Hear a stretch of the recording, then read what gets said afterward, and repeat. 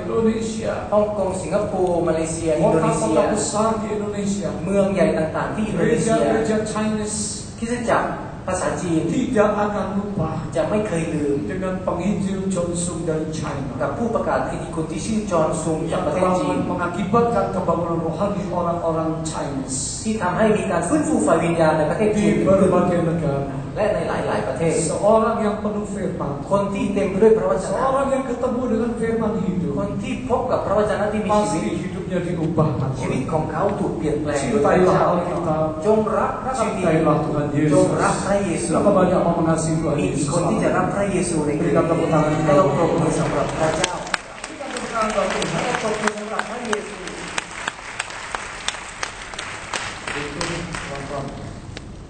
Yang kedua,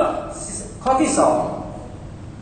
kita wajib hidup seperti Kristus telah hidup. เราต้องดำเนินชีวิตตามที่พระองค์พระคริสต์ทรงดำเนิน Ternyata di dalam hidupnya, ในชีวิตของพระองค์ Yesus telah memperlengkapi dan mengutus murid-muridnya. พระเยซูได้ทรงประกอบและส่งลูกศิษย์ของพระองค์ออกไป He equipped and he empowered his disciples. พระองค์ทรงประกอบและพระองค์ทรงส่งให้ลูกศิษย์ของพระองค์ออกไป 12 orang, 12 คน 70 orang, 70 คน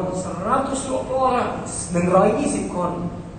Semua diutus oleh Yesus. พระเยซูส่งทุกคนออกไป Semua diperlengkapi พระเยซูทรงประกอบให้ทุกๆคน dan diperlengkapi dengan kuasa Allah. ประกอบด้วยฤทธิ์เดชจากพระเจ้า Katakan amin. พูดอาเมน Yesus hidup di antara mereka. พระเยซูทรงมีชีวิตอยู่ท่ามกลางพวกเขา Yesus menjadi teladan untuk mereka. พระเยซูเป็นตัวอย่างของพวกเขา Perkataannya, คำพูดของพระองค์ tindakannya, การกระทำของพระองค์ kasihnya, ความรักของพระองค์ waktu dia melihat dosa, และตอนที่พระองค์เห็น dia ความ sangat บาป membenci dosa. พระองค์ทรงเกลียดความบาปมาก Dia membongkar balikkan bait Allah. พระองค์ทรงทำให้พระนิเวศของพระเจ้ากระจัดกระ Yang จาย hadir Petrus, Simon, yang dikatakan setan. พระองค์ทรงด่าซิมอนเป็นเพราะว่าซาตาน Apakah Yesus tidak punya kasih? พระเยซูไม่มีความรักหรือ Punya. พระเยซูล้วนเปลี่ยน Kasih ด้วยความ Yesus รัก begitu tegas. แต่ความรักของพระเยซูนั้น Kasih ตรงไป Yesus ตรงมา itu tidak bisa diukur. ความรักของพระเยซูนั้นวัด Tapi ไม่ได้ kasih itu membuat orang bertobat. แต่ความรักนั้นทำให้คนกลับใจพูดอาเมน Murid-murid dilatih, ลูกศิษย์ของพระองค์ถูกฝึก murid-murid diubahkan, ถูกเปลี่ยนแปลง murid-murid mengalami transformasi. ลูกศิษย์ของพระองค์ได้รับการฟื้นฟู Belajar ฟื้นใหม่ firman Yesus. เรียนรู้จากพระเยซู Katakan amin. พูดเอเมน Saya percaya gereja harus memperlengkapi anak-anak Tuhan. ผมเชื่อว่าคริสตจักรต้องประกอบลูกๆของพระ Murid-murid เจ้า yang berintegritas, เพื่อเป็นลูกศิษย์ของพระองค์ murid-murid yang siap diutus, ที่พร้อมถูกส่งออกไป equipped and empowered, ประกอบเขาและ empower เขา and sent to serve this generation. และส่งให้เขารับใช้เจเนเรชันนี้ Katakan amin. พูดเอเมน Kita kenal dalam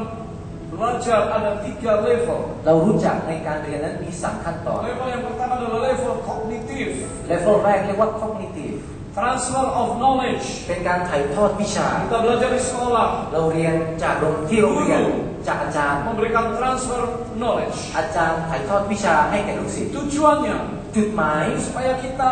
punya pengetahuan. เพื่อให้เรามีความรู้ We will know about something. เพื่อให้เราทราบรู้จากสิ่งหนึ่ง Level kognitif kita belajar sesuatu. ขั้นตอน cognitive นี้เราเรียนรู้สิ่งหนึ่ง Sudah lama kita belajar kebenaran. นานแล้วที่เราเรียนรู้พระธรรม Sudah lama kita belajar firman Tuhan. เราเรียนพระวจนะมานานแล้ว Tujuannya supaya kita mengenal Tuhan. จุดหมายก็เพื่อให้เรารู้จักพระเจ้า Kita mengenal Allah. เรารู้จักพระเจ้า Kita tahu kehendaknya. เราทราบพระประสงค์ของ Kita พระอ tahu งค์ isi hatinya. เรารู้น้ำพระทัยของพระองค์ทุกๆวันอาทิตย์ในกลุ่มเซลล์ Saat saudara sendiri belajar firman. และในเวลาที่พี่น้องอ่านพระคัมภีร์ Ini เอง saat yang penting นี่คือช่วงเวลาที่สำคัญ untuk mendengar suara Tuhan. เพื่อฟังเสียงของพระเจ้า Level yang pertama. นั่นคือขั้นตอนแรกขั้นแรก Dalam pembelajaran, level yang kedua, ในการเรียนนั้นมีชั้นที่สอง level yang lebih penting. ขั้นที่สำคัญกว่า Punya pengetahuan, มีความรู้แล้ว lalu latihan keterampilannya. แล้วก็ต้องฝึกฝน Skill training. ต้องฝึกสกิล Dalam pelatihan keterampilan, ในการฝึกความสามารถข kita องเรา tahu istilah learning by doing. เรารู้คำศัพท์ว่า learning by doing เรียน Seseorang ด้วย yang การ akan ท datang mendampingi seorang yang lain. ำมีคนหนึ่งที่จะติวเตอร์คนหนึ่ง Dalam menanam gereja, ในการบุกเบิกคริสตจักร saya mendampingi koordinator, deputi, kepala lokal. ผมก็จะช่วยศิลปิบาล ของคริสตจักรนั้นๆ supaya mereka belajar apa yang saya bisa bagikan. เพื่อให้พวกเขาเรียนรู้อะไรที่ผมแบ่งปันได้ Katakan amin. พูดอาเมน Ada seorang yang mendampingi, มีคนหนึ่งที่อยู่ด้วย seorang yang melihat pertumbuhan orang lain, คนหนึ่งที่ดูแลเรื่องการเติบโต untuk ของคนอื่น mempercayakan lebih kepada orang itu. เพื่อสามารถเชื่อถือคนคนนั้นได้มากขึ้น Saya percaya skill training tidak didapat dari cuma tertulis saja. ผมเชื่อว่าการฝึกฝนสกิลนี้ไม่ใช่แค่ได้รับจากสิ่งที่ถูกเขีย Saudara น tidak akan bisa berenang kalau kursus tertulis berenang. พี่น้องไม่สามารถว่ายน้ำผ่านการเรียนด้วย Kita หนังสื tidak อเพียง bisa เดียว memainkan alat musik kalau hanya kursus tertulis. เราไม่สามารถเล่นดนตรีได้โดยการแค่อ่านหนังสือ Kita harus pegang alat musik. เราต้องจับ Kita เครื่องดน harus ตรีนั้น latihan tiap hari. เราต้องฝึกฝนทุก Dan ๆวัน ada seorang mentor yang pelatih. และจะมีพี่เลี้ยงที่ฝึกฝนเรา Katakan amin. พูดเอเมน Berenang, ทั้งว่ายน้ tenis, ำทั้งเล่นเทนนิส musik. ทั้งเล่นดนตรี Kita harus latihan. เราต้องฝึกซ้อม Supaya kita bisa. เพื่อให้เราทำได้ Waktu Jakarta banjir bulan lalu, เดือนที่แล้วจาการ์ตาน้ำท่วม di mana-mana air mengenang. ที่ไหนมีน้ำท่วม Kalau saya di Jakarta ถ้าหากผมอยู่จาการ์ dan ตา tiba-tiba banjir, และอยู่น้ำท่วม karena saya pernah latihan berenang, เพราะผมเคยฝึกซ้อมว่ายน้ gaya apapun, ำทั้งทุกท่า dalam keadaan terpaksa, ในเวลาที่ saya pasti bisa berenang. ในเวลาฉุกเฉินนั้นผมว่ายน้ำได้ Boleh katakan amin. พูดเอเมน Kalau saudara punya firman Tuhan, ถ้าหากพี่น้องมีพระวจนะของพระ saudara เจ้า punya firman พี่ hidup, น้องมีพระวจนะที่มีชี dan วิต kita diterjunkan untuk melayani, และเราถูกส่งเพื่อรับใช้พระเจ้า tiba-tiba ada orang yang minta dilayani karena dia sakit. และอยู่ๆมีคนขอให้เรารับใช้เขาเพราะเขาไม่สบาย Saudara yang dilatih pelayanan to healing, พี่น้องที่เคยถูกฝึกในการพัฒกิจฮีลิ่ง saya percaya saudara akan tumpang tangan untuk yang sakit. ผมเชื่อว่าพี่น้องก็จะอัตโนมัติวางมือบนคนที่ไม่สบาย Tiba-tiba di luar ada orang berminta saudara mendoakan di kantornya. อยู่ในออฟฟิศข้างนอกมีคนขอให้พี่น้องอธิษฐานให้เขาหน่อย Brother, pray for me. พี่หรือคุณอาจารย์ครับอธิษฐานให้ฉันหน่อยต้องการการช่วยเหลือฉันต้องการการรักษา Your neighbor in your office. เพื่อนบ้านคุณอาจจะเพื่อนที่ทำงานของคุณ Apakah saudara akan diam? พี่น้องจะนิ่งหรือ Dan nanti saya panggil pastor. เดี๋ยวก่อนเดี๋ยวเรียกอาจารย์มา Saudara akan berdoa. ไม่แต่พี่น้องจะอธิษฐานให้เขา Praktek berdoa. จะอธิษฐานให้เขา Amin. พูดเอเมน Skill training is important. การฝึกฝนความรู้ Pada level สำคัญ ini, ในขั้นตอนนี้ saudara akan mengerti, พี่น้องจะเข้าใจ diberikan kemampuan จะได้รับความสามารถ untuk bisa mempraktekkan เพื่อสามารถ practice apa yang kita pelajari. สามารถปฏิบัติในสิ่งที่เราเรียนมาฮาเลลูยา Sampai seseorang terlatih,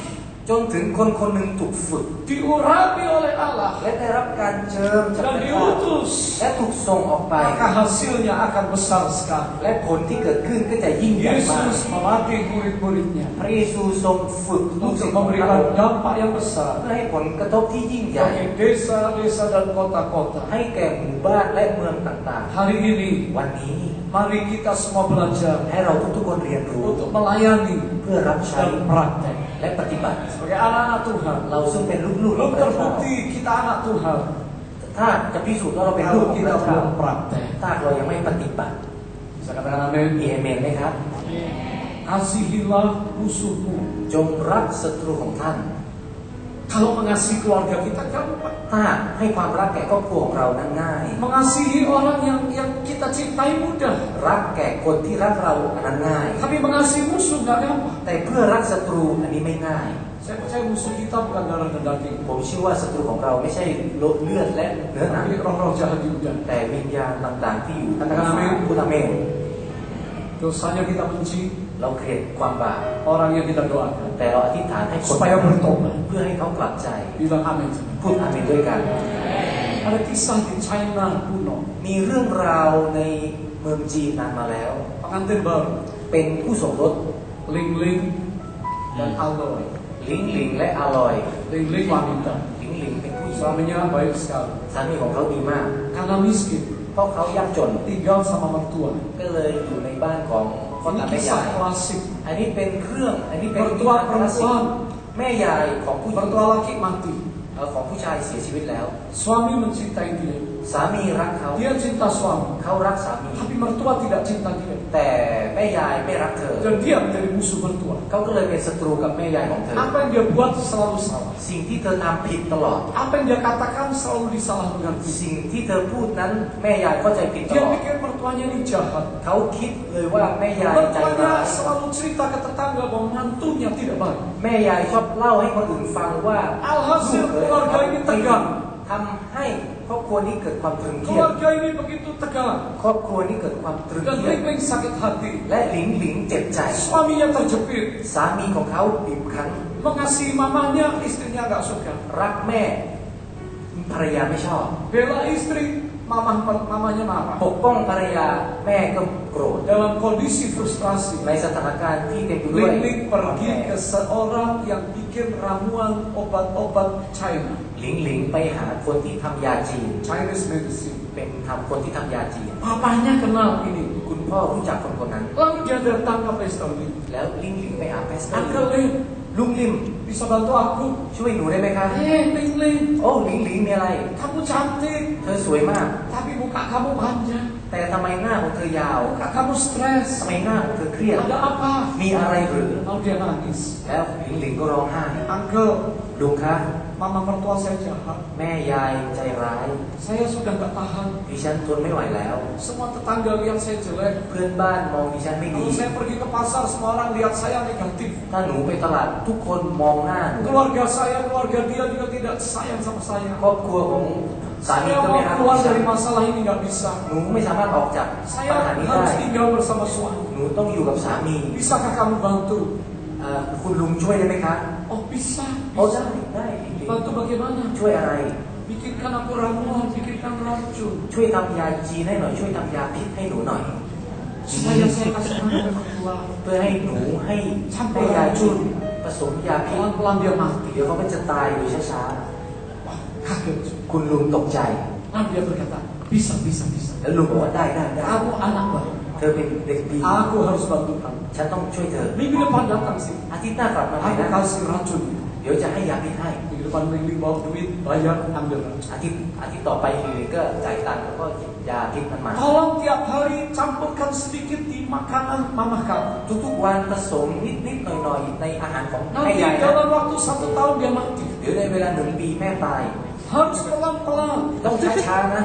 Supaya tidak tertara kamu membunuh. เพื่อให้คนอื่นไม่ทราบว่าเธอฆ่าแม่ Kamu ยาย harus masak yang enak. เธอต้องทำอาหารอร่อย Untuk mertua kamu. สำหรับแม่ยายของเธอ Supaya suami tidak curiga. เพื่อให้สามีไม่สงสัย Kamu harus berbuat manis di depan mertua เธอ kamu. ต้องทำสิ่งหวานๆ Kamu harus berpura-pura sayang mertua. เธอต้องแกล้งรักแม่ยาย Tolong dia. ช่วยเขา Kasihi dia. Rakau. Katakan yang baik. พูดสิ่งดี Masakan yang ๆ enak. และทำอาหารอร่อย Ling pulang dengan senang. ๆหลิงหลิงก็กลับไปดี Dan ใจ dia bikin apa yang diajari oleh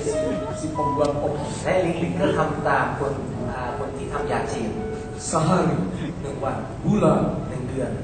9 bulan, 9 เดือน 10 bulan. 10 เดือน